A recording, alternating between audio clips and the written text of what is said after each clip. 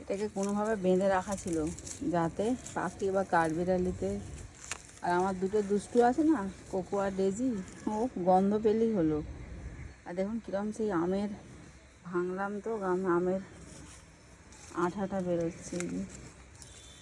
এই যে আমের বোটাটা ছিল এটা,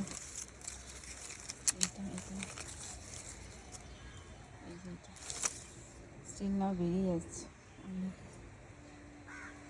এই হচ্ছে পাকা গাছের আম। আবার হয়তো এবার মুকুল আসবে, তখন হয়তো পাবো। এটার থেকেও আমি বেশি এক্সাইটেড আমার এই যে লিলি আম, হলিহক।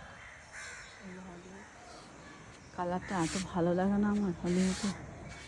আর এই কালারটা আমার লিলি আমের ফার্স্ট টাইম। আমি এর আগে অনেক লাগিয়েছি, ইয়েলো হয়েছে, পিঙ্ক পিঙ্ক একটা হয়েছে, সাদা হয়েছে, বাট এই কালারটা আমি এর আগে দেখিনি।